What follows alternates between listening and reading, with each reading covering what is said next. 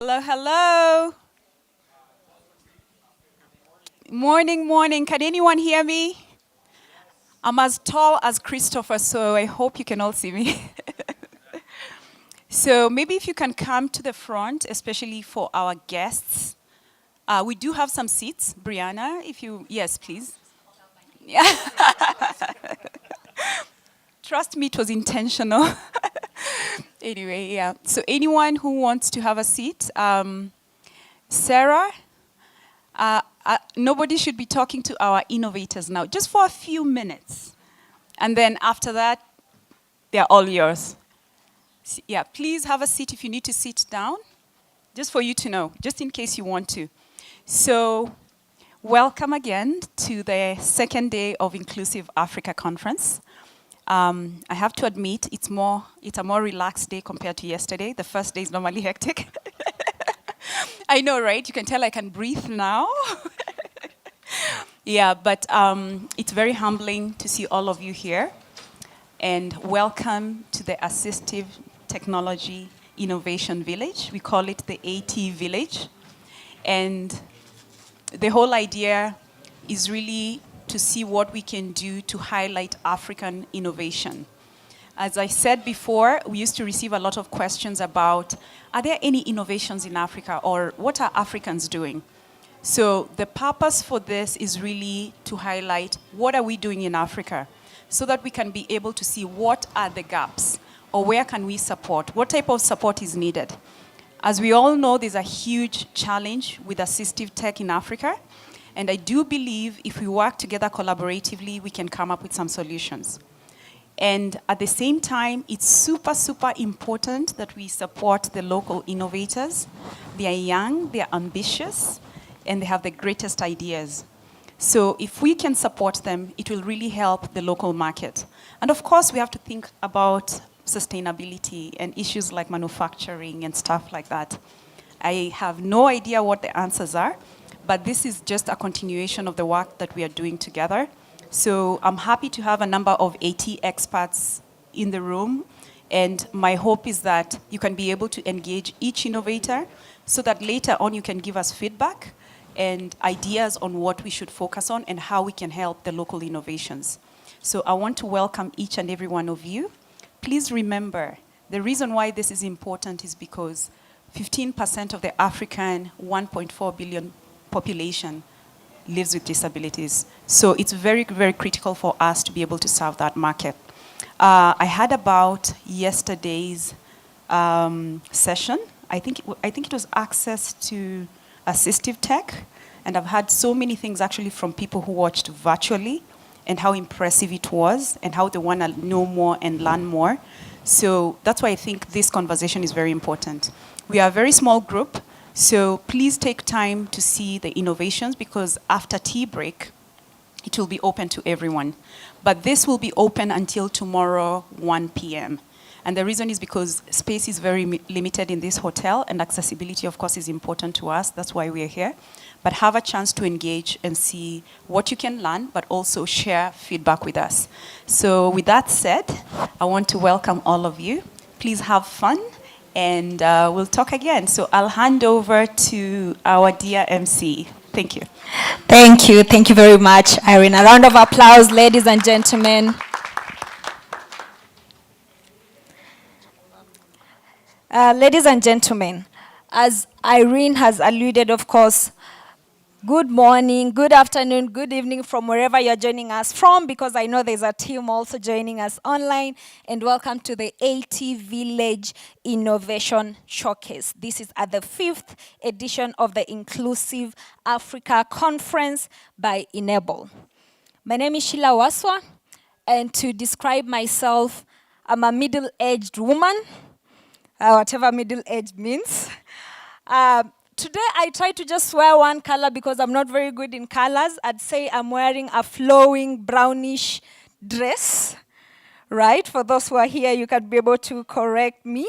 And I also wear specs, so because of that, I have a sign name. Basically this, for those who can be able to see. Thank you very much. And I know we have quite a packed program for today. It's exciting. but it's important to also learn and understand who is here with us so that even as it comes to the networking session, we can be able to interactively connect and network, right? So we can do this by a show of hands. By a show of hands, if I mention a category that you belong to, please feel free to either raise your hand, nod, or show us some sort of sign to know where you belong. You can also shout or applause, right? All right. By a show of hand or sign, if you are a VC or investor in the space. A show of hand or sign. All right, all right. I know they really don't like to show their hands, the VCs. All right. By a show of hand, if you are an ecosystem builder in the startup space, your organization supports startups in AT. By a show of hands, wonderful, wonderful. There is a lot of that. By a show of hands, if you are a founder or an innovator in the AT space, by a show of hands, I know there are a number of those. Wonderful, wonderful. I see there are others from Secure who are not sure whether they are innovators, but that is wonderful. All right, which other groups am I leaving? I know there's a lot of media here. By a show of hands, I have not mentioned your category, and you're wondering why. All right, great. I think this could be a good opportunity to just get to know, to also get to know who else is in the space so that even as we interact, we can be able to. Sir, we could start with you. My name is Christopher Patno. I'm the head of accessibility and disability inclusion for Google for EMEA. So my responsibility is to try to understand the opportunities in Africa, Middle East, and Europe. Wonderful, wonderful. Thank you, Christopher. So I already see there are also AT experts by a show of hands. There is also another one here. Hi, I'm Jessica Rafuse from Microsoft. I lead strategic partnerships and policy.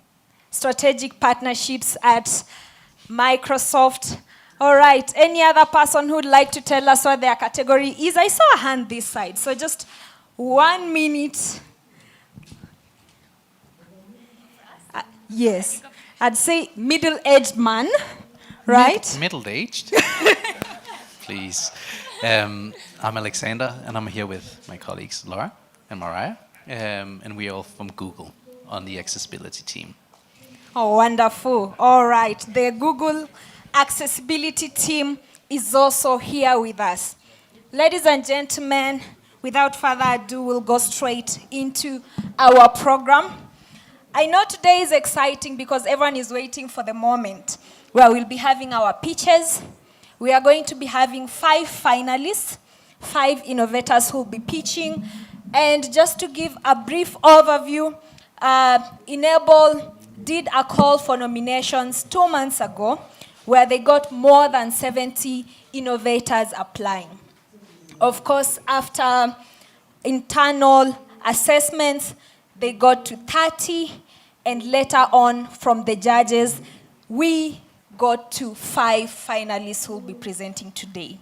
And that is the exciting bit because these 5 finalists today will be presenting for a chance to win 10,000 USD worth of grant that will go towards supporting their user experience, design, and product development.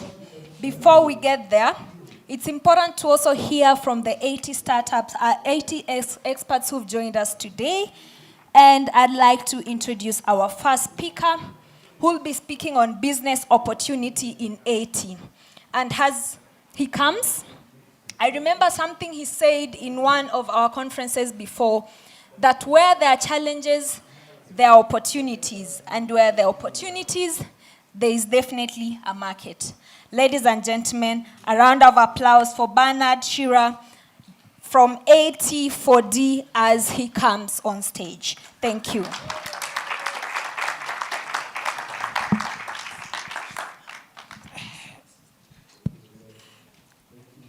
All right, good morning. So great to be here. We were here last year exactly at the same time, around the same time. And I'm always excited to see the room full and people excited about innovation in assistive tech. So, just a brief introduction. I know I was introduced as the founder of AT4D, but we've been building the assistive tech startup ecosystem in Kenya and across Africa now for 5 years with amazing partners who are in the room. So we started Innovate Now, which is Africa's first assistive tech accelerator. This has been part of GDI Hub's led 80-20-30 project. And we've worked with amazing partners over the years to actually present a new lens of assistive technology in Africa, and that's talking about who's going to bring solutions to market and how do we actually have products and businesses that respond to AT users, not as patients in hospitals, but also as customers who deserve a great product experience. So over the years, we have run 7 cohorts supporting 45 startups across 11 countries, and 9 of those countries are entrepreneurs from Africa. Some of them are actually in this room, so welcome. So I want to be very brief about this topic because I don't want to take so much time. I think the most exciting bits will be from the entrepreneurs themselves who will be pitching.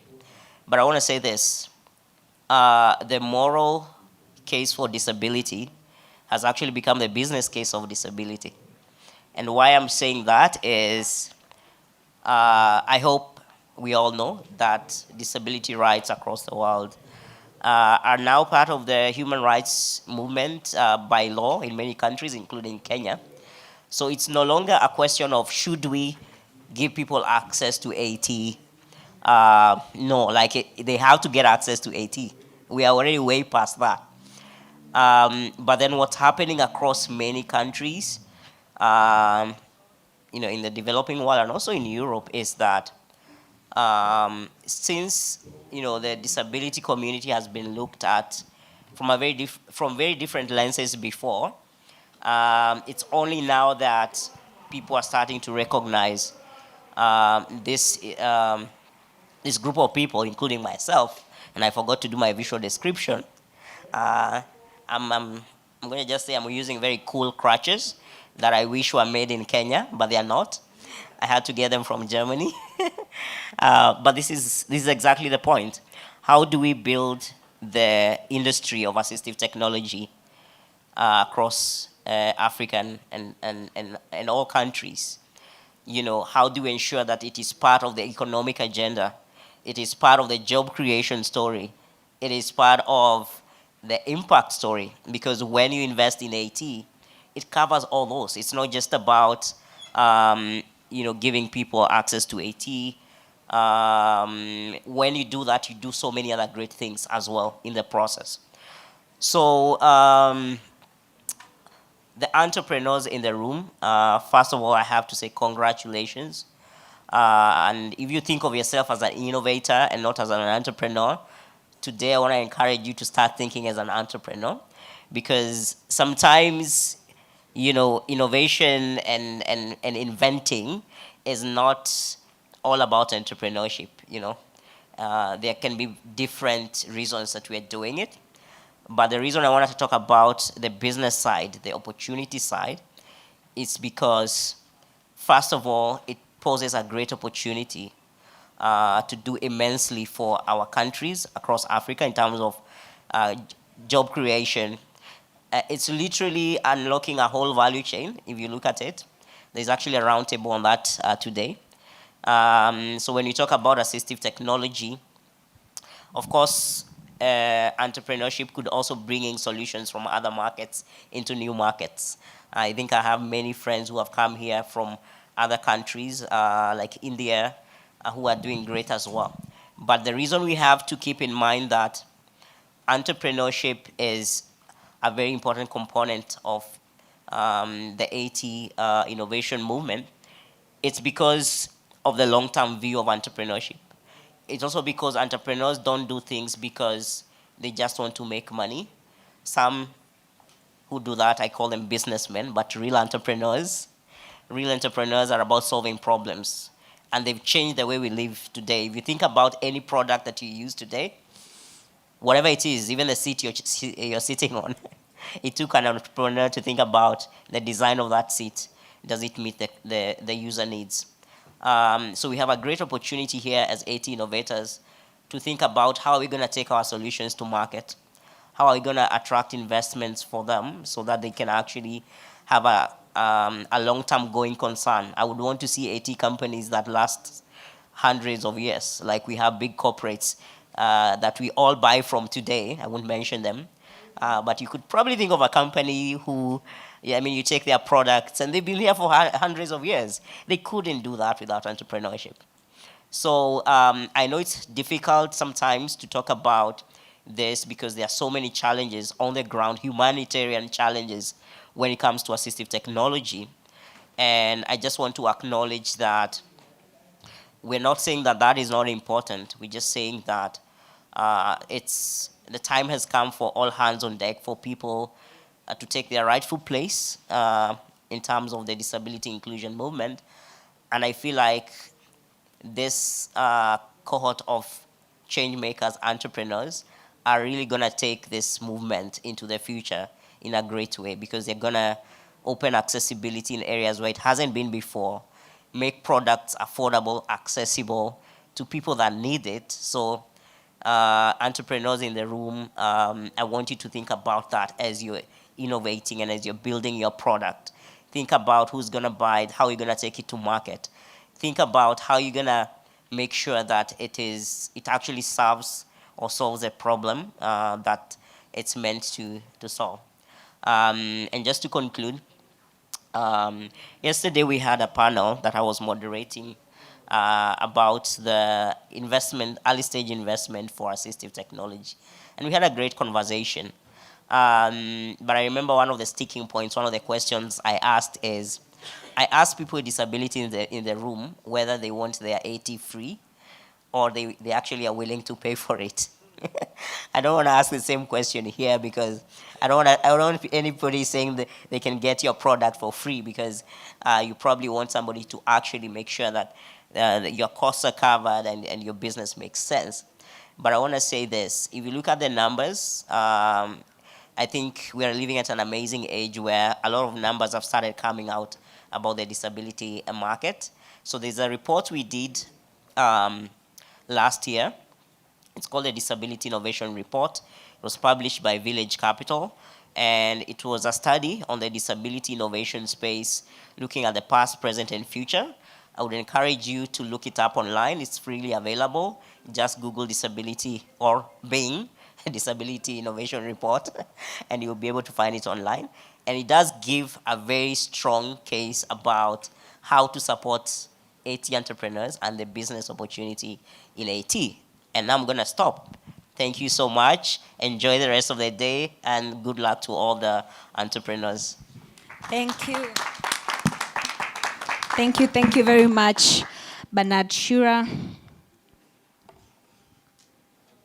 for those few remarks on the business opportunity in AT. And of course, for even businesses that are not technically in AT, at the end of the day, it makes business sense, right? If your product is accessible, you can get to a larger market, a group that ideally you'd not be able to get to, it makes business sense. For our next speaker, I'd like to introduce on stage Wilfried Keynes, who will be speaking on the European market and how Zero Project does it. Wilfried, a round of applause as Wilfried comes on stage. Thank you.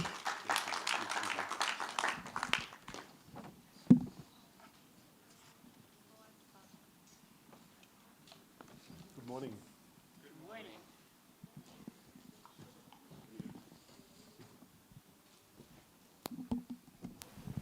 Good morning now. Thank you for the opportunity. My name is Wilfried Keynes. I'm Vienna-based and very happy and grateful and humbled what I've been seeing here. It's my first time here. I'm really impressed. I'm an elderly white male, gray-haired, dark green jacket, gray pants, and black shoes, my uniform. I will tell you a little bit about Zero Project. Zero Project is an initiative which started about 14 years ago. It's a private initiative by an Austrian family who dealt with the disability topic while they were running their business. And given that there is the Convention for the Rights of Persons with Disabilities, which of course Austria signed, we felt the need to look for innovations in this field. And so we are doing this. It's a research facility, basically. We are 10 people, but with a global outreach. And in this last 14 years, we've been able to build a network of more than 10,000 people and organizations. Some of them are in the room. They reach from regulators like the UN, the EU, the access boards, to companies like Google, Microsoft, Apple. And they also, of course, include self-representatives, entrepreneurs like Bernard.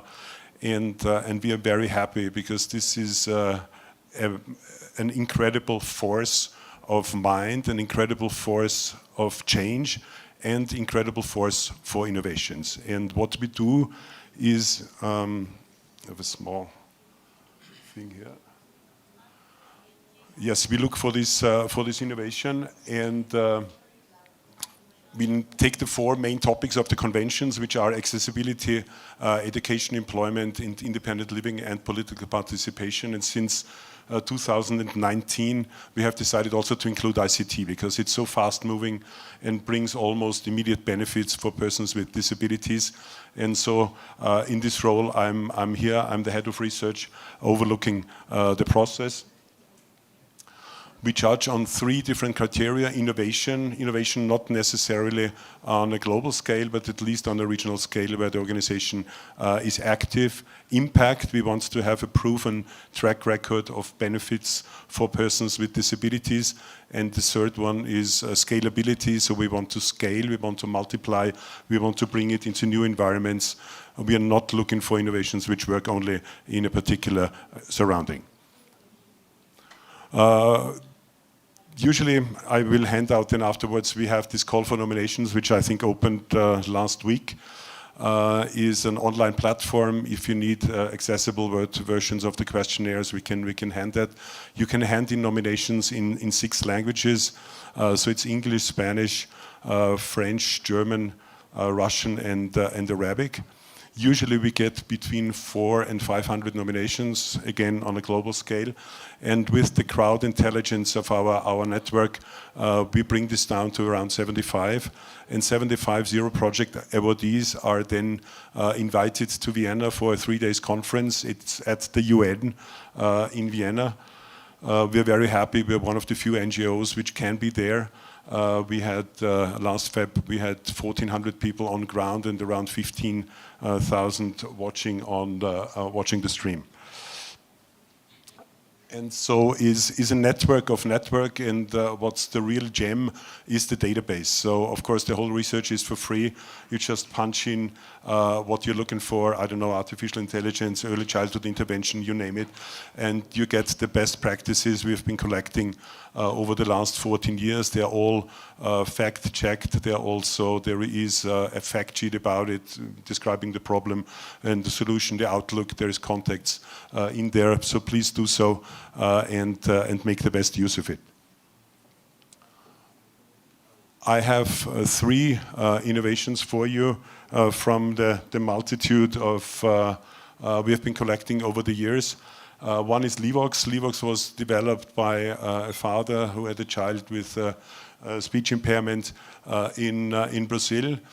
Is a low-cost device, it's a subscription model, and it basically gives you the possibility to communicate by blinking or by touching this screen.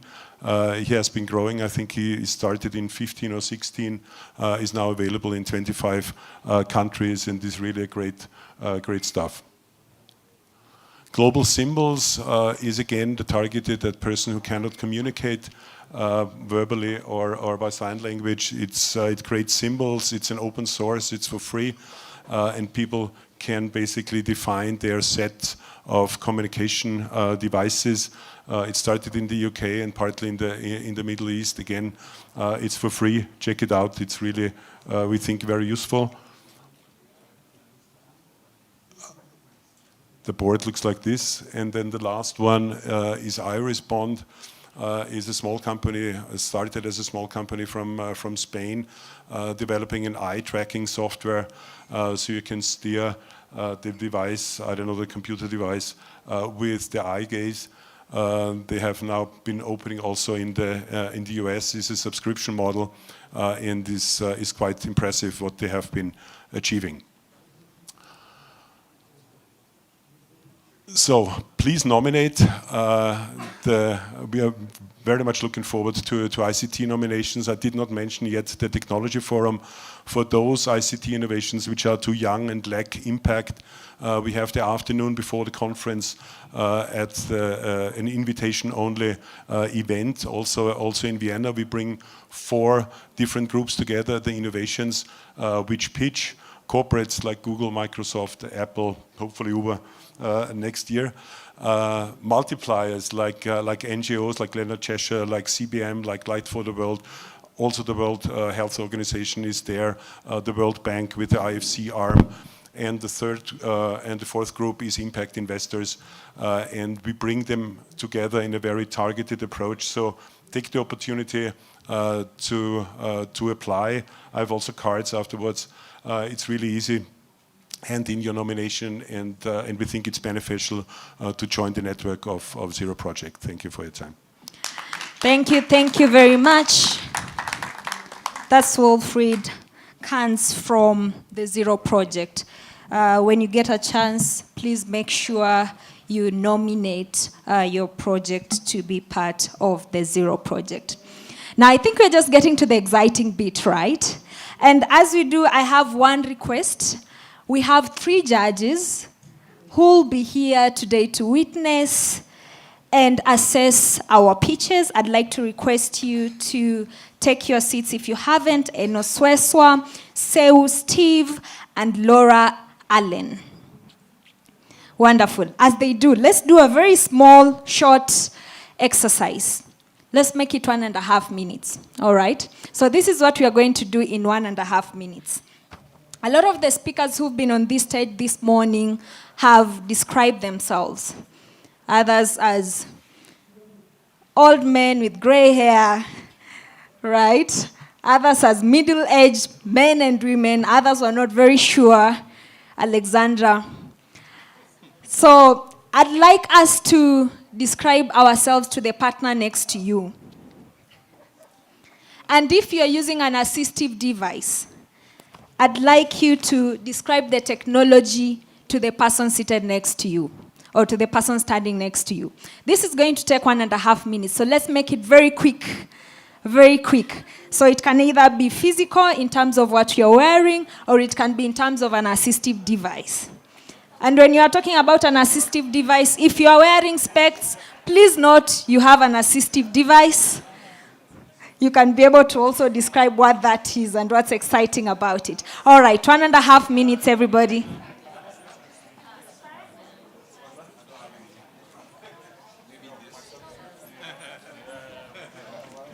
Your phone can also be an assistive device, so feel free. Ellie, you're very quiet.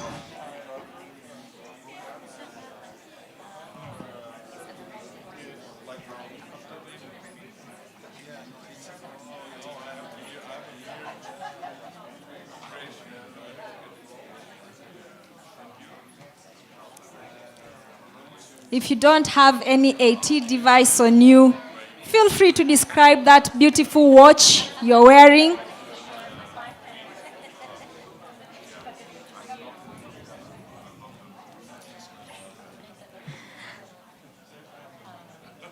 All right, wonderful. I hear a wow here, so I'm going to be asking what is that wow about. All right. Ladies and gentlemen, thank you very much. Thank you very much. Now to the exciting bits. We are going to be having in the next 50 minutes or so, 5 innovators pitching, each allocated 10 minutes, 5 minutes of pitch, and 5 minutes of question and answer.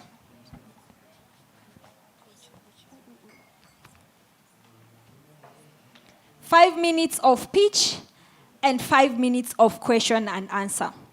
Of course, the questions are supposed to come from judges, but if you are here, we have investors, we have other founders, we have AT experts, and you'd like to contribute, please make your questions concise, to the point, and we can be able to get them, right? As I said before, the 5 innovators will be pitching for a chance to win 10,000 USD worth of grant that will go into user development, product design for their products. And this being the second edition, we had a first edition last year. And we cannot go to pitches without getting to hear what the impact of that grant was to the winner last year. So before I introduce our judges and our innovators today, ladies and gentlemen, please allow me to introduce our last year's winner of the AT Village Innovation Showcase, Kochi Disability Innovation Suit, Kenneth Gichohi, who will be talking to us about the experience of winning the award and how it has supported in the user experience of their product. Thank you, Kenneth.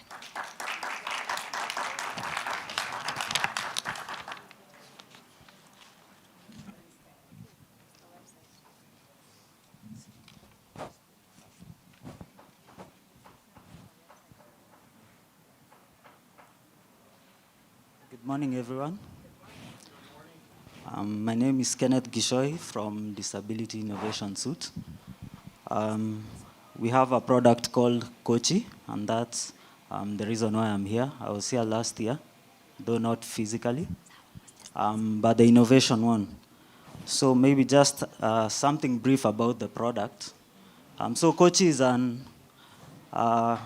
it's a digital platform that allows users, assistive product users, to access assessment professionals, as well as schedule appointments, get access to assistive products, and also have the product shipped to them conveniently. Where this product started, around 3 years ago, where we work with my co-founder, who's also a CEO, we realized there was a huge gap in terms of how people access products. And I think during yesterday's session that Bernard was hosting, there was this question that was raised. How much, do you prefer getting free assistive products? I know the whole idea about third world countries, people, the notion is people prefer free or cheap things, but it's quite different. And that's because when we won last year, we went into research, because what we had initially were assumptions, which are available on most documents that you are able to read. But then when we went into that research, we discovered something unique. Most users, as long as that product adds value to them, they are willing to pay. And a good example is, maybe here in this meeting, we have a lot of innovators with great ideas, and you're all looking for investment. So if, for example, you are given a ticket to come to this conference and a seat, and next to you, you have, on one seat, you have to pay an extra $100 for you to sit next to a potential investor, somebody who will be interested in your product. Would you be willing to pay that extra 100 so that you sit next to that person? Would you? Yes. Yeah. So ideally, that's the same thing with assistive products.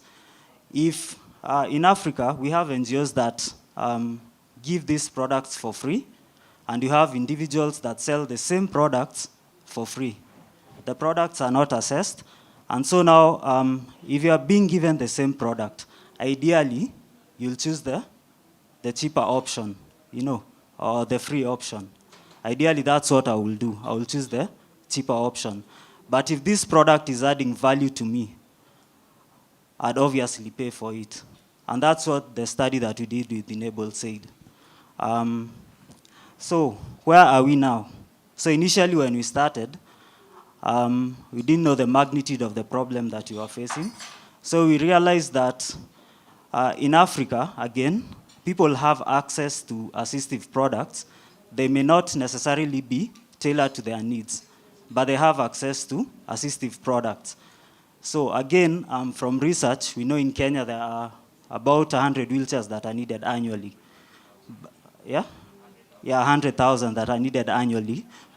But then out of these 100,000 wheelchairs, the question is, does it mean the population is increasing every year, or people are getting the wrong assistive products?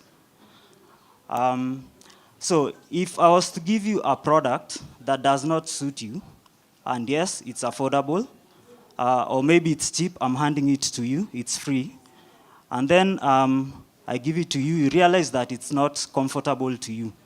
And then 3 months down the line, you hear somebody else is giving an assistive product. Then you go again and you get a second assistive product. So at the end of the year, you have 3 assistive products. Yes, they are free.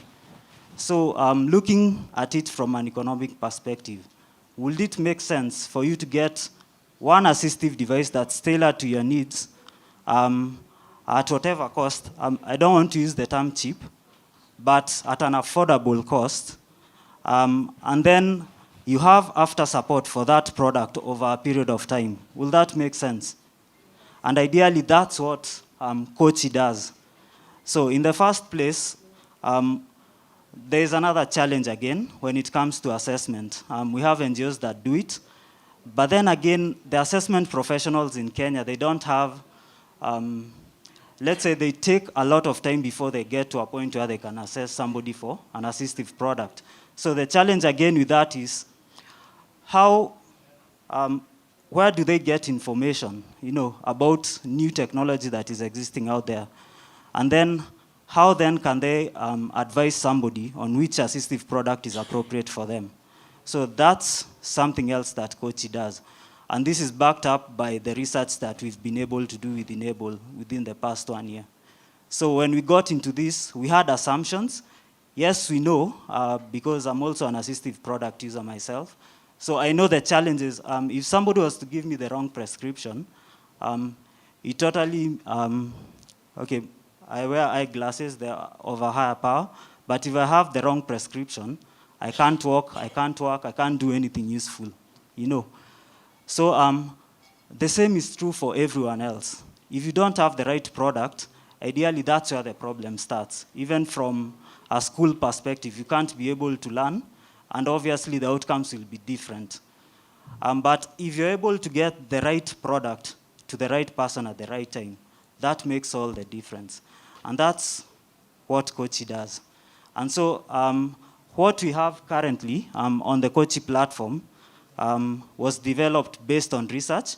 And I think we are also going to share the link for the product so that you can also, throughout the conference, you can go through it. And then you can see all the features that are there. But I'd like to just mention a few of them. So we have the assessment part. So for you to be, what we've said, you need to get assessed by a certified assessment professional, which is specific to the assistive device that is being sold on the platform. So for us to sell an assistive device, we need to create a course for the assessment professionals because we need to build their capacity so that they can be able to know what they're giving. Two, once that has been done on the platform, once you create an account if you're an assistive device user, you just go on the platform, you schedule an appointment, and then you're able to get the assessor that's closest to you. Again, assessment is context specific. We started out with wheelchairs. And ideally, if I live in Nairobi, the needs of people in Nairobi, or the wheelchair requirements for people in Nairobi are a bit different from when you go to the rural areas. Yeah, the villages. It's a bit different. Different context require different approaches. And so because of that, we felt that it will be more valuable to have assessment professionals where they live, because they are familiar with the environment. When it comes to assessment, they'll be able to do a better job. And so on the platform, because it's a digital course, that's where we began. That's where we've started. Currently, from another research again we saw, in Africa again, maybe in Kenya specifically, we have, for when it comes to wheelchairs, we have assessment professionals, people who are qualified to do assessment. But then when it comes to the knowledge about assistive products that are there, that's the gap that is there. So now, with the platform, you're able to go on the platform. Every product that is sold, there is a training course on how it works and the best context that it suits. And then beyond there, so when somebody goes through the assessment, now the item is able, now we can ship that product to them. Currently, how the system is, you have to wait for clinics, which NGOs do quite well. Though again, that cannot meet the needs of everyone, you know. But it's there, and it's a system that works, but you can't meet the needs of every person. Again, it's cheaper for the user to access an assessment professional who's close to them. And then beyond that, on the platform, once the assessment is done, the device is shipped to you, but at a future date, should you need maybe to replace a spare part or a broken part, which is a case of most wheelchairs. Once you lose a wheel, especially when it comes to electric wheelchairs, or maybe the motherboard burns out, then what it means, you can't use that product. But then again, this is something that can be fixed at a cheaper cost than buying a brand new product, which means it increases the lifespan of that product. And so generally, that's what the platform does. Right now, we've also introduced other products. We've explored things like insurance. We know for most companies, you can get a wheelchair through insurance. But then again, I wonder how many insurance companies will buy you a wheelchair 3 times a year. You know, it doesn't make economic sense. Normally, they'll give you, okay, it will be headache to follow that up. But now, through this platform or through this process, where it's assessment first and then you get your assistive device, it makes it possible to explore such funding options. I think the other important aspect of the platform is research. Obviously, we know when you are building this technology, you are not just building it for now. We are looking into the future. Like, how will the world be in future when it comes to distribution of AT? And that's something that we are keen on for the innovators who are here.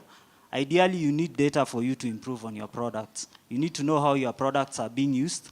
If it's in education, you need to know how many students are using my product, what's the impact. And that's part of why we decided to go and build a digital solution that enables us to do all these things.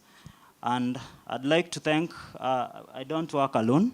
We're a huge team, thanks to Enable. So there are people from Technoprize. We know UX designer Mutala. We've had other people from Innovate Now who have been very instrumental to get us to where we are. And I'm also grateful. And I'm also happy to see all the people who are here. At least we all understand that this is something that we need to solve, but it's something we need to work on together. So thank you. Thank you. Thank you very much, Kenneth. For a minute there, Kenneth, I thought you were pitching for today. Yes, yes. Wonderful. Kenneth was giving a sort of testimonial of his experiences after winning the AT Village Innovations Showcase last year. And of course, from what he's presented, you can be able to see that from the platform that they have to support persons with disabilities to easily get professional assessment and access assistive technology, it has been made easier. The user design is better, the user experience is better, and of course they also got an opportunity to speak to the targeted market to be able to ascertain their specific needs and tailor make that. Of course, at the end of the day, when you're thinking about it, that's the journey towards achieving a product market fit. All right. Now, as our first innovator gets ready, I'd like to give a minute to each of our judges to introduce themselves very quickly and tell us what they'll be looking out for today or what they'll be expecting. Let's not make it a pitch. Thank you. We'll start with Enos. Good morning, everybody. My name is Enos, and I'm happy to be here. And I'm excited also just to listen through all the innovators. Wishing all the best to the innovators. And we'll be looking out at a number of things. And just looking at impact, looking at scalability, looking at how it fits in who you're describing as the customer. So a number of things, and hopefully we'll get to select the winner. So thank you. Thank you, wonderful. Scalability, impact, and of course the target market or users. Seu? Yes, so good morning, everybody. My name is Seu Steve Tavia. I'm the managing partner of Jazari Ventures, a health tech, medtech, biotech, and AT investor. We invest in early stages between generally 200 to 2 million into companies in the space. So really looking forward to hear from you. And on your question, what are we going to look for? We've coined a term that is the 3T, letter T. So team, taste, and terms. And I'll explain why later. Thank you. Wonderful. Team, test, and? Terms. And terms. All right. I'm intrigued. I want to learn more. Hi, everyone. I'm Laura Allen. My role is Head of Strategy and Programs for Accessibility and Disability Inclusion at Google. I'm joined by a number of my teammates here. Thrilled to be here today. So excited to see these awesome innovations. I'm going third, so you all said a lot of my words. Scalability, and I think creativity is another word that I would throw in there. Definitely want to see creativity and trying to figure out how do we meet our users where they are, but then scale across hopefully the entire continent and beyond. So that's what I'll be looking out for, and thank you for having me. Thank you so much, Laura. Laura has added creativity. All right, so those will be our three judges for today, Enos, Seu, and Laura. To our first innovator. Ladies and gentlemen, help me introduce on stage Digital Story Time. Digital Story Time that will be presented by Georgine Auma. Wonderful, wonderful.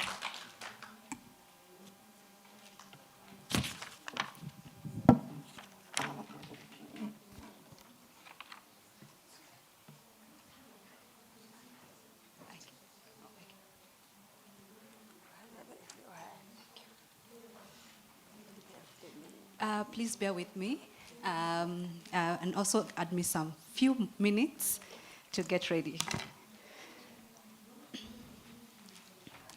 So my name is Georgine Auma, and this is my sign name. That's a hand-shaped G on the chest. I'm the founder and director of Studio KSL at Ikitabu, where we are committed to delivering accessible digital content for equity and quality education. Digital Storytime is a product of Studio KSL. Why Digital Storytime? Next slide.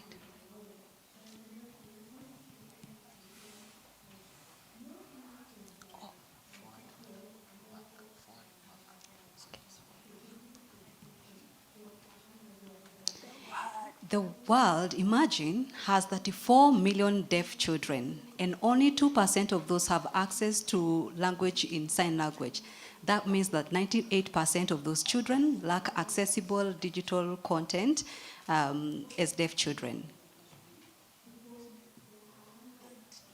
Yet no teaching or learning materials are accessible to these children. Much on that. So what's the replication of this? They have language deprivation, and language is the language is a basis of human interaction. And without language, what happens?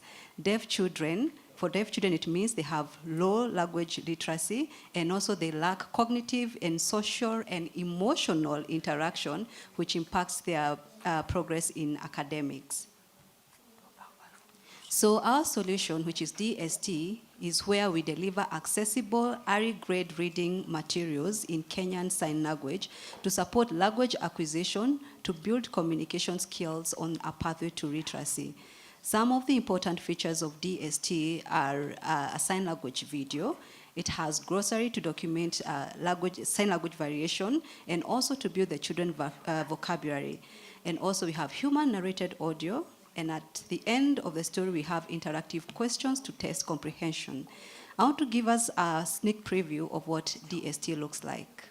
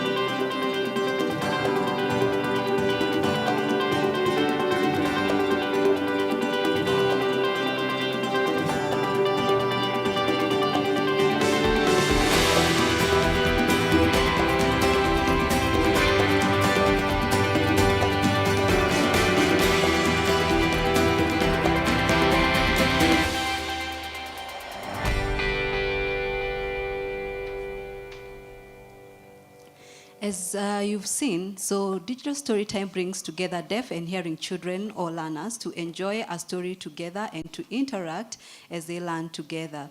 So for us, this is inclusion. So based on Universal Design for Learning, which is UDL, DST is packaged in different formats to be able to be accessed by different children. For example, we package it into episodes, which is broadcasted on TV. We also package it as accessible EPUB based on web content accessibility guidelines, and also to add different features. For example, we have image description and also text-to-speech translation. So yes, that is DST. So our market opportunity is based on our recent numbers from Ministry of Education, which mentions we have about 200 schools for the deaf in Kenya. And we assume from those 200, 150 have access to electricity and also to gadgets. So DST can benefit around 26,000 learners. So our target is to serve at least 50 of those schools by the end of 2025. Assuming each school has 175 learners, DST will be able to benefit about 8,750 learners.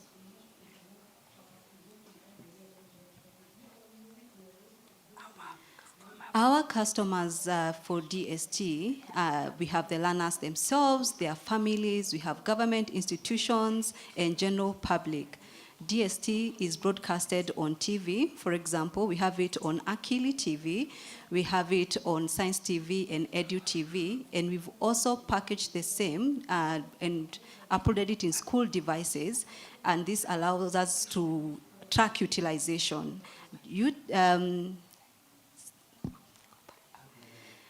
It's also available for free on YouTube.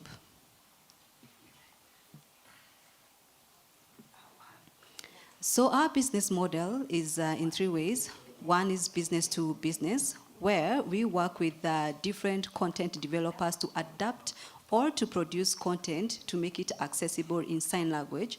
For example, we have Ubongo Kids who contracted us to produce and adapt a full season of Ubongo Kids and make it accessible in Kenyan Sign Language, which was the first time in Africa. The other business model is business to government, where different education sectors have partnered with us and provided us funding where we can adapt content to sign language to assist us or to assist them to make content accessible and digital for learners with disability. And then we have the business to customers, where we target families and the general public who, when they watch DST, are able to purchase that through the eKitabu app. So far, we have successfully been able to produce 97 signed video storybooks, which have been distributed to 20 schools for the deaf and broadcasted through TV, and we have served over 12 million viewers, as reported by Akili Kids TV. And so far, we have employed or provided employment for 91 deaf youth as content developers, and also employed 10 deaf teachers to support in utilization of the DST content in schools. And now I'm proud and honored to introduce my team, who is making DST possible. Yours truly, myself. I bring 10 years of experience in teaching, curriculum development, and development of appropriate assessment tools to measure impact. I'm supported by Vincent, who is here with me. He's also a teacher by profession. He's responsible for content production, teacher training, and content utilization, and also talent management. The two of us, supported by Susan, who is here.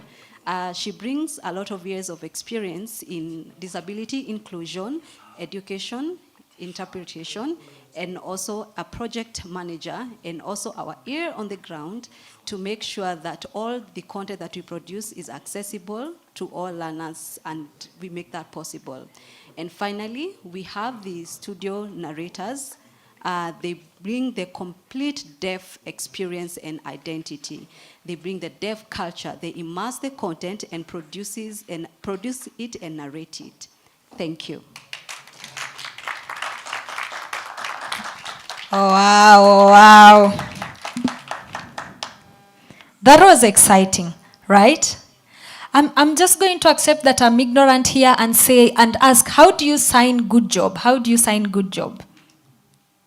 All right, guys, we are going to do that for Georgine, all of us.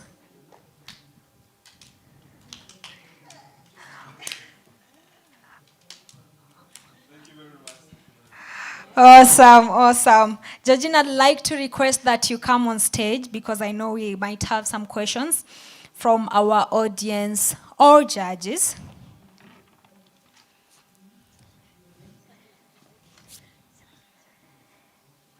Maybe we could start with judges. Judges, we are talking about impact, and I've seen some numbers thrown around. 12 million viewers. What a fantastic, is this on? Okay. Fantastic presentation.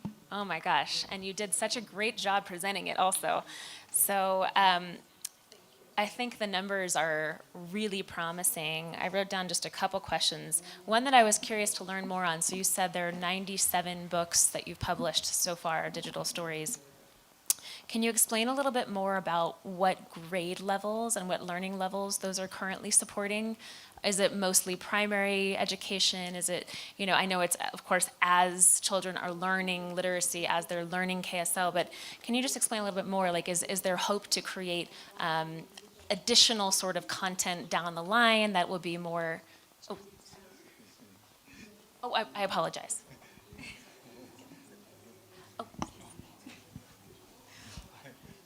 So the reason why we are here is, one, yes, we are looking for funding to continue producing more content. Our content focuses on early grade, meaning from PP1 to grade 2, because we are trying to support language acquisition for deaf learners, which can only happen at early grades, so from PP1 to grade 2. Yes. Thank you. Thank you. Wonderful. Oh, it's been an absolute pleasure to listen to you. That was fantastic. Just two key questions about the team as well as about competition. Tell us more about what your competition looks like, because I've interacted with a number of companies that almost do a similar thing, but I think you're doing it at much better scale. And then looking at the team is mostly about the development of the content, but do you have anyone who's a specialist in business or would answer the question of scalability?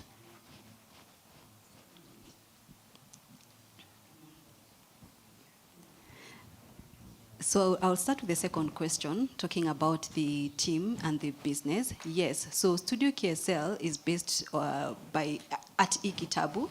So we have a team representing all who are responsible for business side, and so they are able to support us in that. And then I forgot the first question. It was about competition. Yes. So I believe what Studio KSL is doing is really unique. First of all, we have a full dev team, which I think most of our competitors do not have. And our content, so I've seen some of the content, yes, from our competitor in sign language, which has been done by hearing people.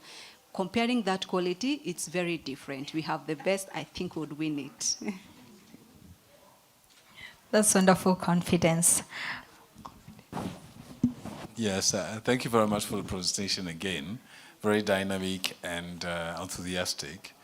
My question goes to your business models. It seems to me that you have 3 different business models, B2B, B2G, and B2C, okay? First, you might want to choose to scale. So if you project yourself in the next 3-5 years, where do you think you have the biggest potential to scale? Thank you.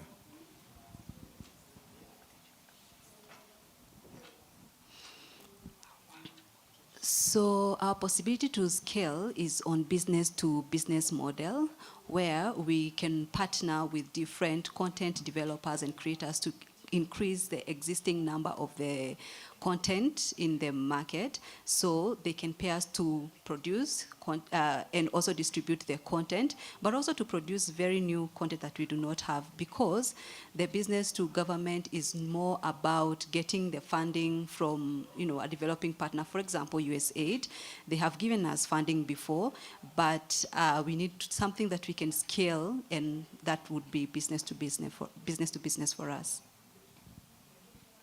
Can I take a follow-up question? Okay, thank you.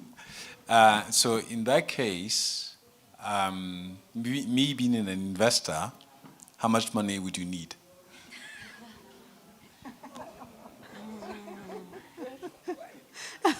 I would request for $1 million. Noted. All right, wonderful, wonderful. I'll probably take one question from the audience if there is one. Yes, there is one here. Let me just pass the mic. Yeah, I really enjoyed the presentation. Thank you. So I have a question for you. Do you have any plans for accrediting the content and the quality and the accuracy of the content? Also, do you see any challenges for copyright issues when it comes to that? Thank you.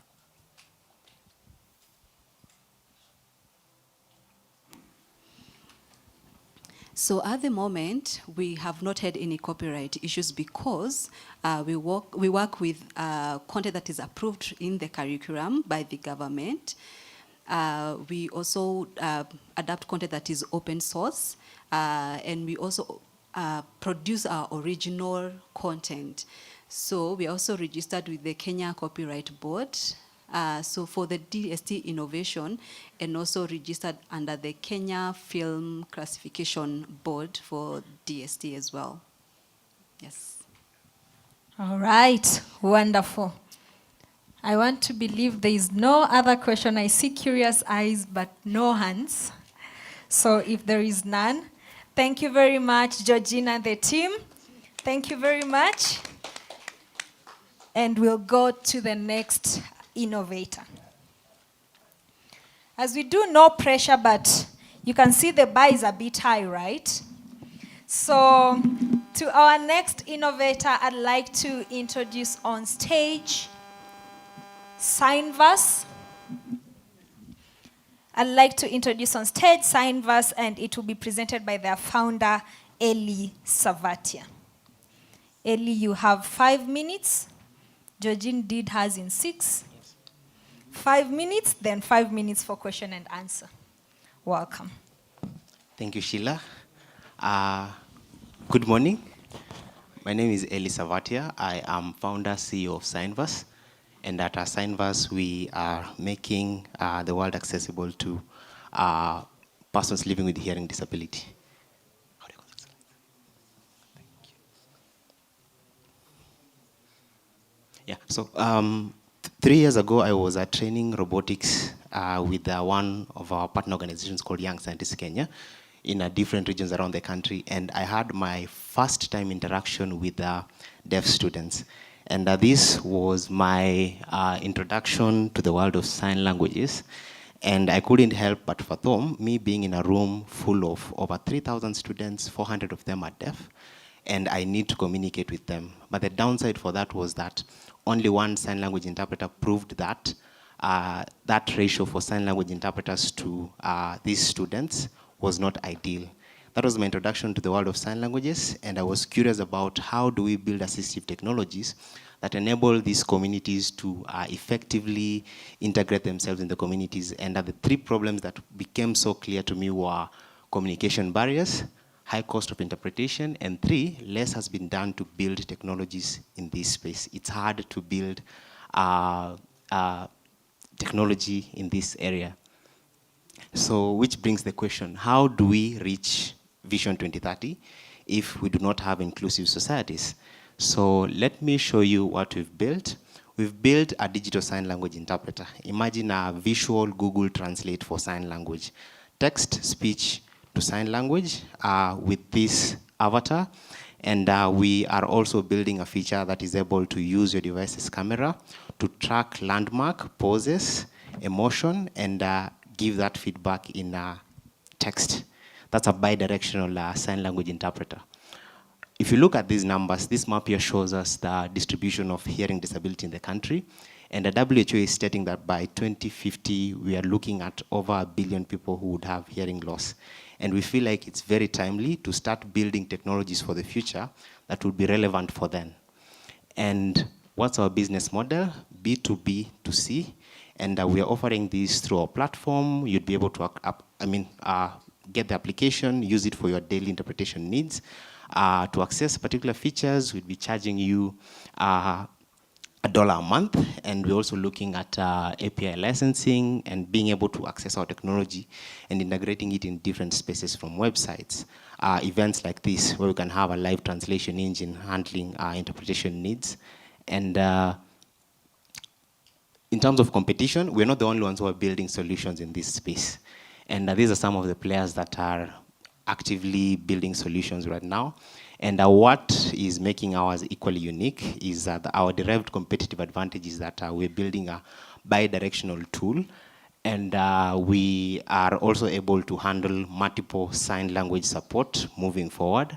And we've closely built this hand in hand with the deaf community in Kenya. We're very confident we're building a solution that is actually uniquely suited for them. Roadmap, we've proven the concept. We've acquired motion capture technology. So now we're able to pump out data. For AI, data is very necessary. We're able to pump out the entire Kenya Sign Language dialect, plug and play. And we've proven the concept. We've secured partnerships with different partners in the ecosystem. And our ask right now for this specific event, you're asking for 10,000 USD, which will go into user testing. Now that we've already acquired this suit, we're able to pump out sign language data. So in that case, deaf people would be wearing this suit and they'd sign the entire dialect. And now we'd be able to train our machine learning models. We'd be able to pump out animation data for our technology infrastructure. Then also a portion of that money should go into compute for technology. This is the team. We are a team of very young, vibrant, talented young people. We've worked together previously for over 5 years in different programs, different areas, with expertise across business development, technology, and also being supported by a very strong advisory board with expertise in business dev, AI, and the disability ecosystem as well, and health. These are some of the partners that we're working with currently to move this solution forward. Recently, we're working with the government of Kenya and all these different other partners at different capacities to make sure that our solution is gets to reach. Yeah, we were privileged to win the Commonwealth Innovation Awards for Sustainable Development, and we believe that when you talk of digital inclusion, deaf people have been left behind, and we think we are playing a very crucial role in digitally onboarding them. And the beauty of our solution is that it's not limited to a particular area per se. It's very versatile. Anywhere communication is concerned, we think Signverse can make it more accessible. Thank you. Thank you very much, Eli. You know, I was looking forward to ask you the question, how much do you need? So that I just feel the way Seu feels when he asked that question. But I think you've already answered. Ladies and gentlemen, that was Signverse pitch. I'd like to now introduce the judges, if they have any questions, and then we can also go to the audience. All right, thank you, Eli, and that was a good presentation. I have 2 questions. One is kindly describe for me, or rather unpack for me, the B2B to C to G. There's a G at the end. I just don't know how it links from C to G. That's one. Then the next one is on your product roadmap. Kindly indicate or tell us when would be the launch of the real product, and when will it go to market? All right. Thank you, Enos. So for the business model B to B to C to G, apologies for that confusion, C to G. It's supposed to be like B to B to C to G, like business to government. So, I mean, generally the applicability of our solution is pretty much very diverse.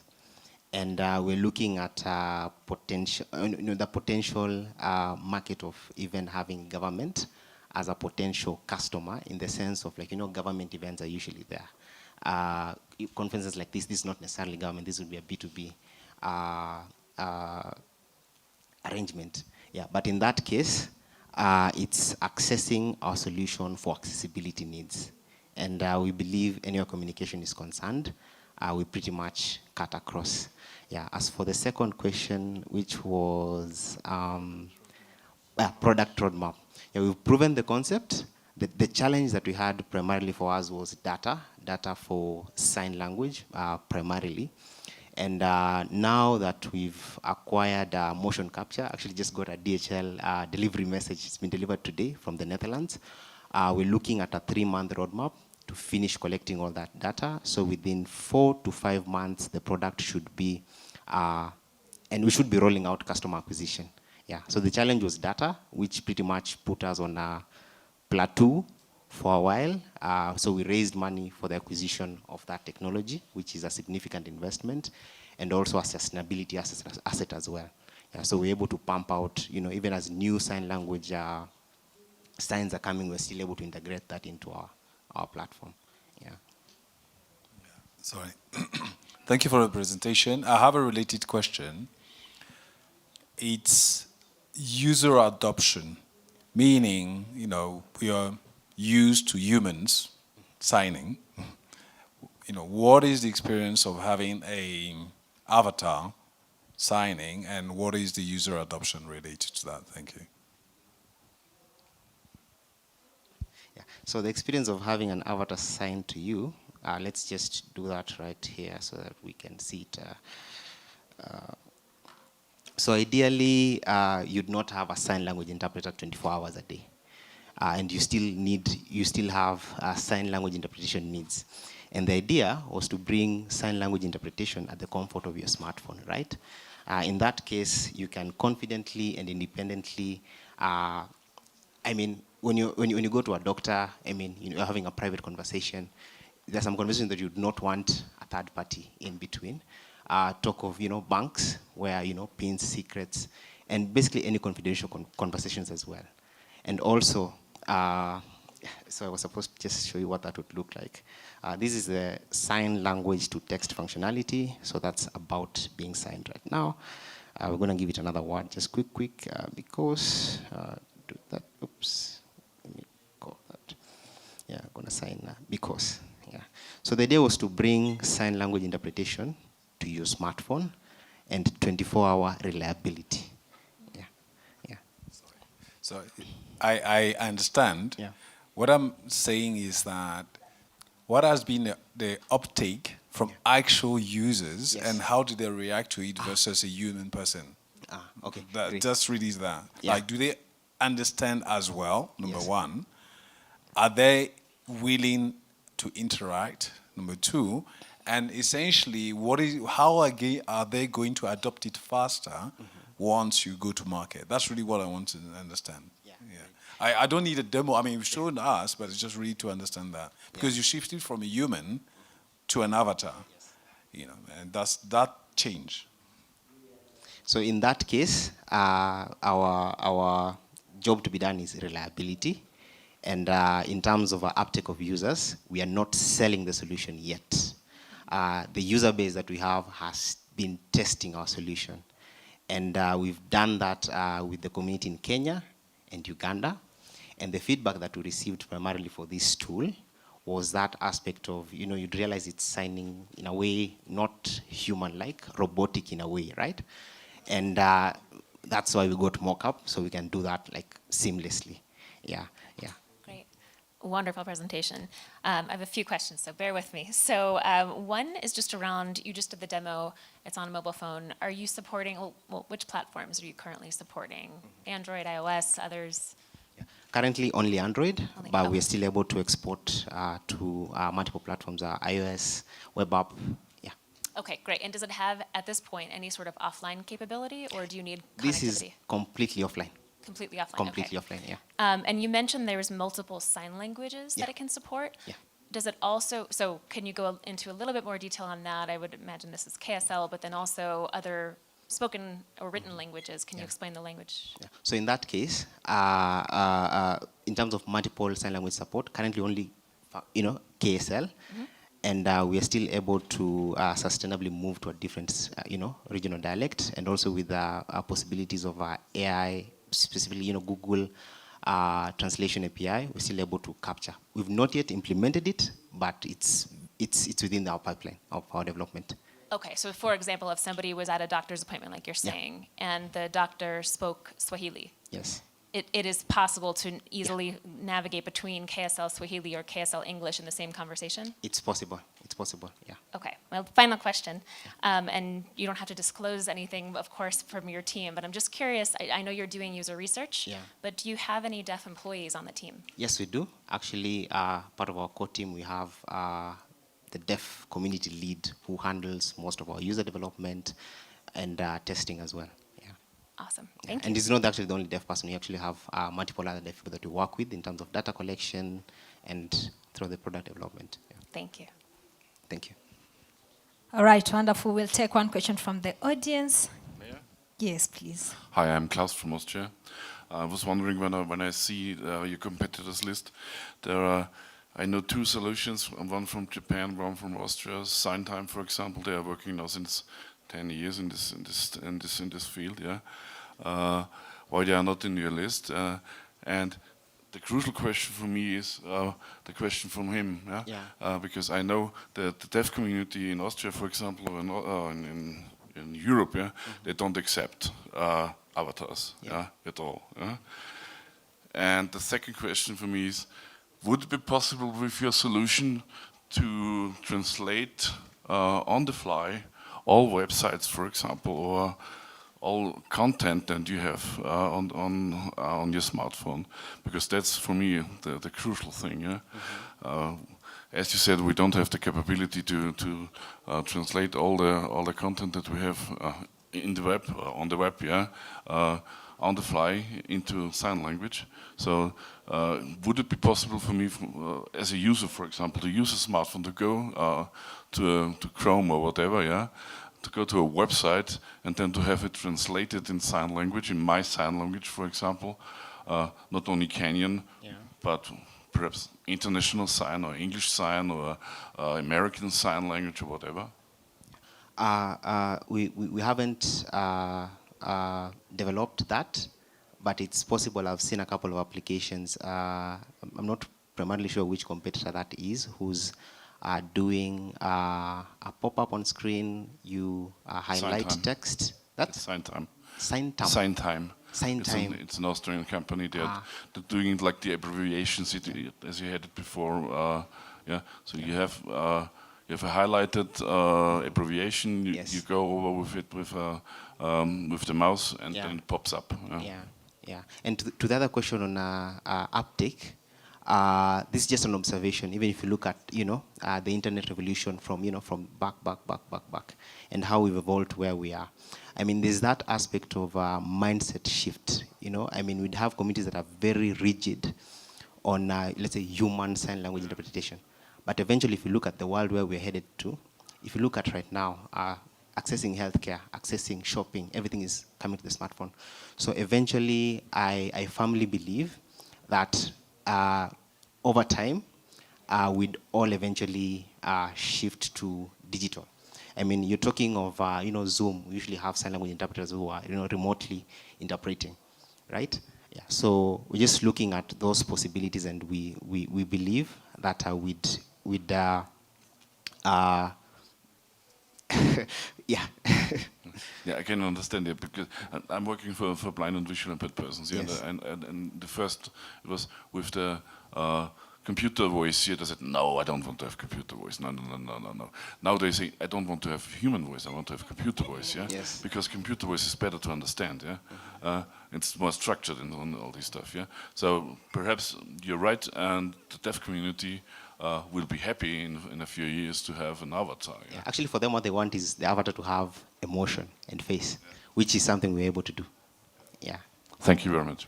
Right, if I could just add one thing, Klaus, in reference to what you said, I believe I read somewhere that there are something like 500 sign interpreters in Kenya. Actually, data within the disability ecosystem in Kenya is very much fragmented.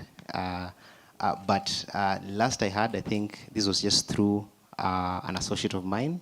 I was just listening through their presentation. They lead Science TV Kenya. I think they were saying like 350 registered and recognized sign language interpreters. We do have other sign language interpreters who may have gone through some form of training or referenced data online. Yeah, but in terms of the ones who are trained, we have very limited in terms of number. Yeah, then you'd find that some interpreters have the capability to interpret, say, STEM kind of vocabulary. Yeah, so there's that limitation. So you'd find an interpreter who's like here.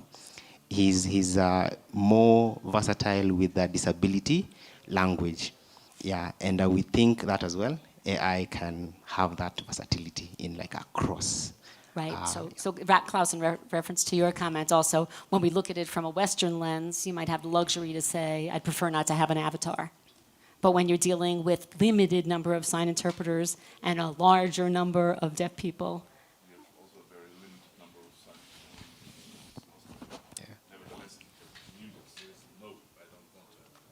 so Klaus just now said there are limited numbers, but not as limited as 350 for, as many deaf people as there are in the United States, for example.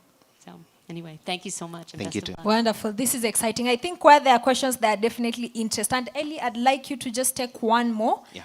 In your answer, please make it very concise, right? Because of time. All right.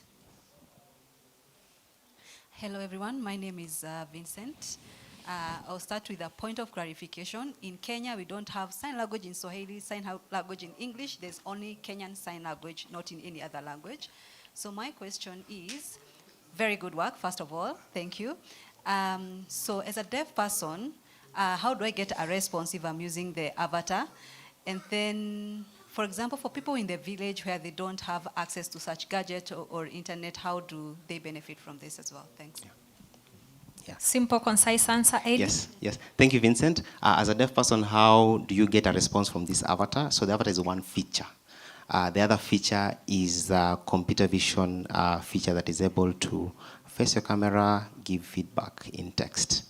Yeah. For the second question, areas where deaf people may not have smartphones. So one, we're trying to make this app very lightweight in terms of its capabilities, even like to enable the machine, the ML models to not be heavy in terms of processor. And why we're doing this on smartphones is because of the trend that we've seen in smartphone uptake. Right now, everything fintech, everything healthcare, access smartphones, and even smartphones themselves are assistive tech tools. Yeah, yeah. And again, it's offline mode. All right, wonderful. A round of applause, ladies and gentlemen, for Eli Savatia, the founder, Signverse. We just have 3 more to go. So I'd say in the next 15 minutes, 30 minutes, we should be done. Our next innovator from Ibroritz, and please, you'll tell me if I'm pronouncing it well. Ladies and gentlemen, help me welcome on stage Douglas Onenkan. Thank you so much. I'll start off from that point of correction. It's called not I bore it, but it's called I buy Orit. Those are 3 words joined I together. buy Orit. Yes, there's the I right here, And the then buy. Ooh. Mm-hmm. And Orit is the name of a hill in my village. I love to connect back home. Wonderful. Yes. iBiorex is a visual aid device, is an AI-powered glass that allows blind people to literally see. Now, in seeing, we simply say that they are able to recognize objects around them with full details. They are able to walk alone without you guiding them around.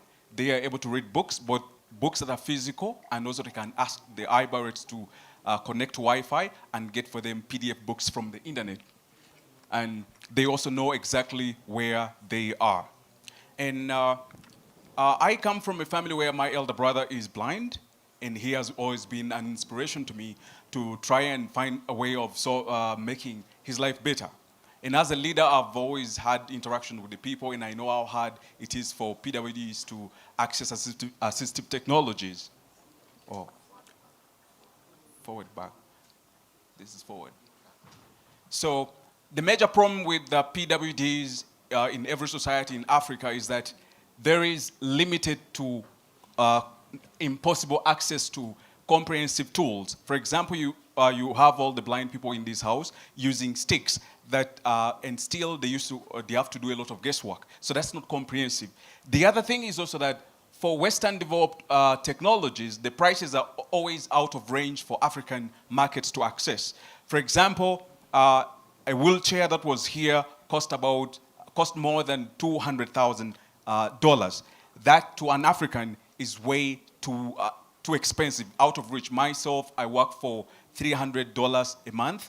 So imagine how long it will take me alone to work for my brother to afford the device.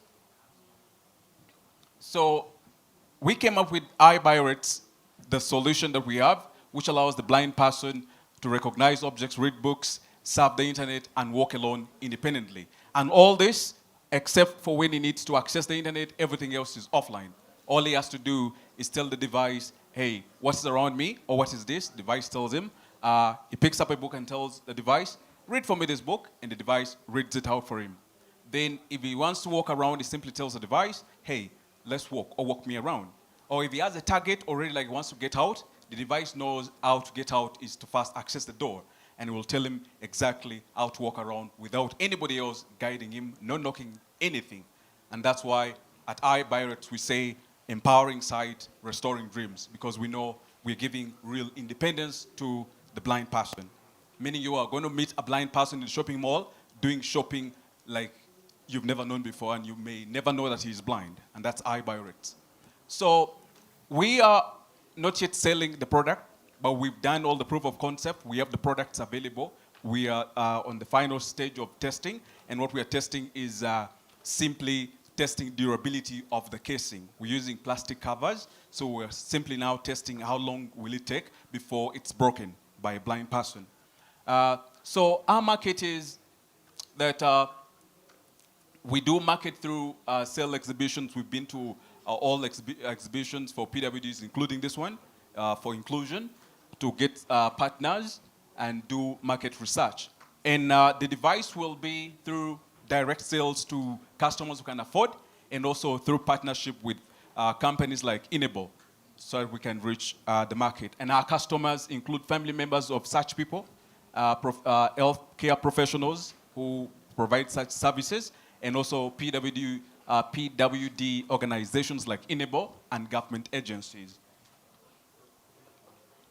The market, in Africa alone, we have about 4.8 million people who suffer from blindness or visual impairments. In Uganda alone, we have more than 300,000 of them. And right now, as we speak, we are working with 2 schools to test the device. And we have readily available market of 10,000 blind people in Uganda who, through a survey, have all said they would immediately want to take on the device. The sustainability is simple. We already say that we're going to make direct sales, which I believe will not be the biggest market. I believe the biggest market would be through partnership with companies like Enable. The other thing is that we do maintenance service on the glasses, and also offer technical services or teachings to agencies of government and organizations. And also, because the product brings together a whole community, so we are also able to market other related products to our users. Because what we do with iBirect is maintain very personal contact with every buyer, so that in every village, in every district, we have an agent there who will be always contacted in case there's anything. So we value the contact we have with our users. These are blind people, we need to take care of them. They are friends. I have a blind brother, and I know how much paying attention to him means. Right now, you can see a lady in a blind school reading the device. There are 2 schools that use the device. Right now, you can see her using the device to read the book. And we've been to many conferences where we showcase the device. And as you can see, in my hand, that's iBirect version 2.0. And that was the president of Uganda and the minister for education coming to have a look at the device. And they have all endorsed the device. And right now, we are looking at partnering with the government to make iBirect accessible to every school and every university. We believe that empowering them to have the power to read books, walk alone, and access the internet, that is true empowerment. And we believe that with $10,000, we will be able to make iBirect accessible to the next school that we have in project. Thank you so much. Thank you. Our team, myself, I am Douglas Onenchan with more than 8 years in innovation. I made Uganda's first helicopter. I'm also the team lead for iBirect development. We've also made the Sidonia electric car, which is self-charging. I believe probably we are the first to do that. We shall be heading in competition with Tesla, but that's a discussion for another day. We have Nidhi Soni Naresh, my co-founder, and she is a junior lecturer at Tisbot University, where she teaches artificial intelligence. And myself, I'm also an AI engineer, and she's also an artificial intelligence engineer. So we really understand what it takes to develop machine learning models that are effective, that are accurate. On our team, we also have Ian Karanura, who is a business analyst and currently works as a tax investigator at Uganda Revenue Authority. He understands things to do with business sustainability, business creation, and all these things. And the other that we have on our team is our lead market researcher, Samuel Olweny, who is the CEO of Matrix 360, one of Uganda's very best research companies. And he has helped us to research, to get more details about the blind society. We've talked to them, seen what exactly is their need. We've always customized iBirect time and again to meet their dynamic, their changing needs. And I believe that with his assistance, and with the $10,000 that we may take home, we will be able to make iBiorates a tool to empower the blind. Thank you so much. Thank you. Thank you very much, Douglas, for that presentation. Thank you so much. Wonderful presentation. I have a few questions for you. So first, I am actually visually impaired, so would you mind just describing what is the device like? I wasn't able to see the images. Is it a phone? Is it a standalone? Like how does it actually work? There should have been a slide where, hey, help me put it up. Is it glasses? Yeah. Okay, it's glasses. Okay, thank you for clarifying that. As you see right there, That's very okay. sorry. That's okay. Very Yes. sorry. Now, I will describe the Thank you, picture thank for you. you. In the picture where it's captioned "Blind girl uses iBiorates to read," we have a young girl wearing a white shirt, holding a book in her hand, and on her face she has a glass that she is wearing, and on the side of the glass there is a white small device attached to that glass frame. Got it. Okay, so the device could be added to any pair of glasses? Yes, exactly. Okay, got it. My only other question for now is just, can you explain the price? Like, how much does this device actually, or will it cost? Right now in Uganda, we're charging about $300 to get it, because I tell you why.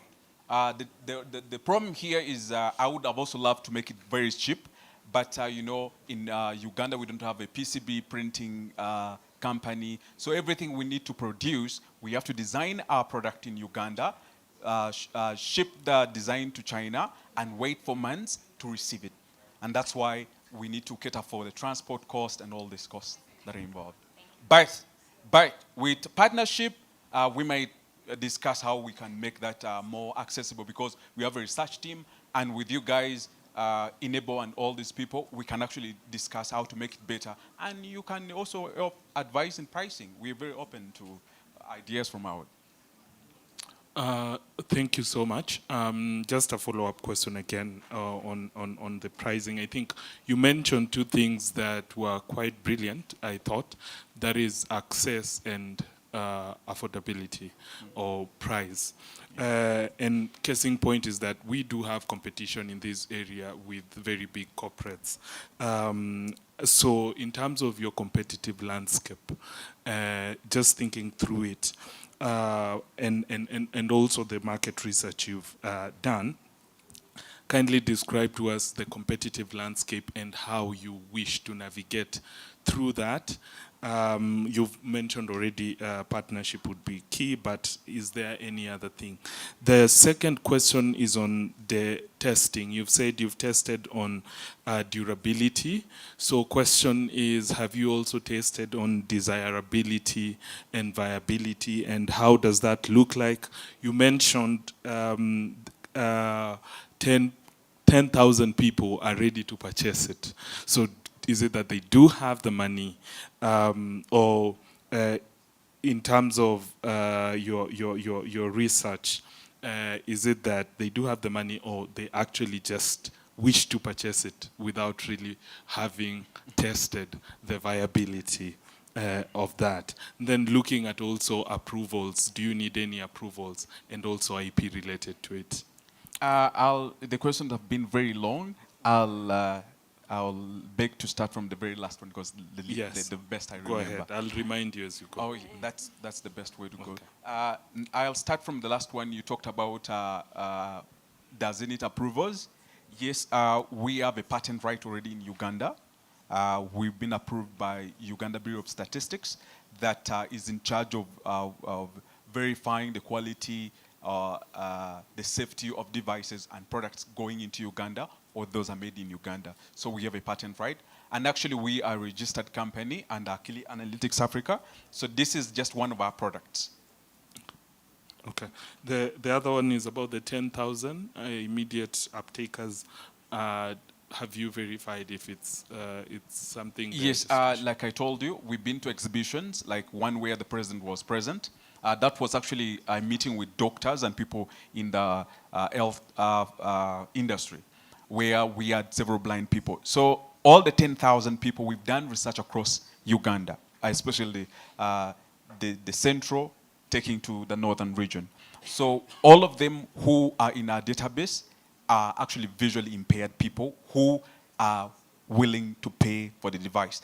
And it's amazing that if you take time to come to if you take a blind person to our desk then we test, the desirability is overwhelming because the power we're giving, let's have a blind person come through and then we shall see. He will come back to tell you that it's the thing he needs.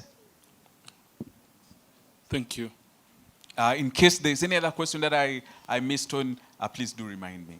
All right, I'll work with that. Thank you. All right, there's a question from Klaus. Thank you very much. There was one missing part from the question before about the competitors.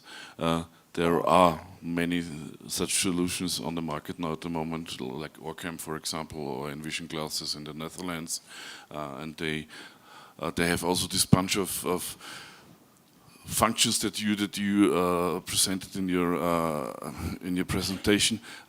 I really can't believe that you can cover all these things, yeah, from reading out loud till object recognition, till routing and mobility and obstacle detection and blah blah blah and all which you presented there, yeah? Because there are so many solutions now on the market which are working or which would try to do this within the last, let's say, 10 years, yeah. And they didn't succeed. So I really would like to see it when a blind person will try it. And the next thing is you have to work on your design. I'm sorry. That looks awful when I have this little thing, this big thing on my side. Yeah, but. Did you ever spoke with the competitors from Envision, from Orcam, or from is a Japanese company, there is an Indian company also doing this, yeah? For example, as I yesterday said, the thing is not to reinvent the wheel, yeah? Because there are things on the market, perhaps you can integrate them in your product. Yes, thank you so much. I think he has provided an answer to your question again. He was amazed by the power of the device, right? That talks about the desirability of the product. Now, talking about competition, yesterday, actually, my friend, there's a gentleman here, I don't know if he's present in the house, but he's from India, and he had a similar product. And when we had the conversation, yes, we had a conversation to compare our devices, and like you said, you were asking why there are so many things going on in the same device, right? His, unfortunately, does one, which was reading. But ours does all the things that you talked about. So we still beat them in that because, like, in the introduction, I said it's a comprehensive device. So it has all these functionalities, but the available, other available competitors only have a few functionalities that do not offer the real empowerment, the real independence to a blind person. You read a book, you go to school, you can study, you walk alone, independent, nobody guides you, you access school curriculum on that same device. I mean, to me, that is empowerment. Truly, truly. I think we'll just take one more question because of time. We'll take one more question because of time. And then we can proceed to the next Very quick question. I've noticed there is a wire, hanging off the device. Is this device a standalone device or is it connected to a mobile? No, it's not connected to a mobile. The wire you saw was simple connecting to the power unit. We have 3 versions of the devices. One was version 1.0, which was powered from an external source, but we thought we would make it compact enough to have its battery up here, would recharge it.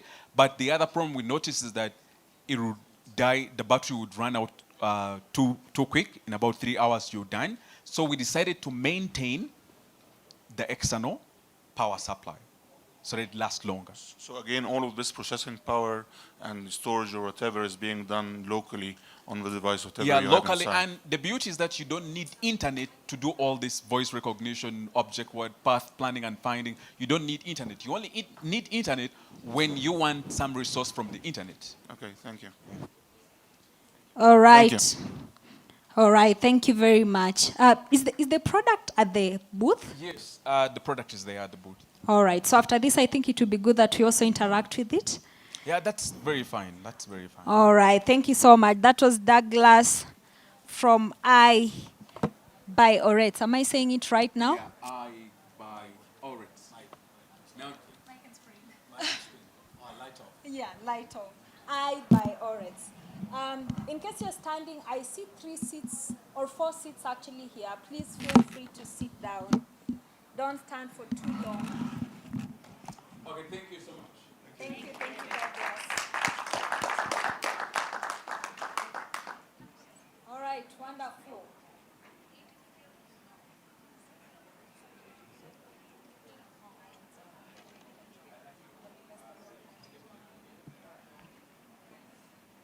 Okay, so we have 2 more pitches that are supposed to come up, and I will see from the laptop that Muhammad is carrying, we are relying on technology, which means with the lights off, we might not really be able to continue.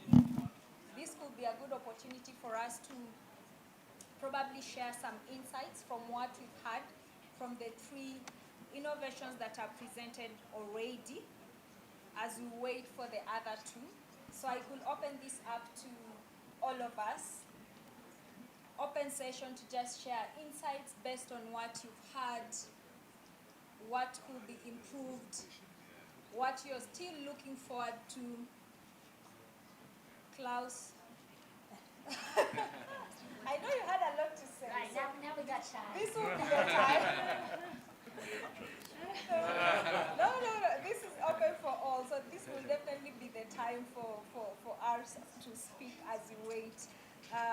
Probably give it 2 or 3 minutes as you wait for electricity to be back or generator to catch on, and then you can be able to continue. Maybe you can help them get solar panels. And Right.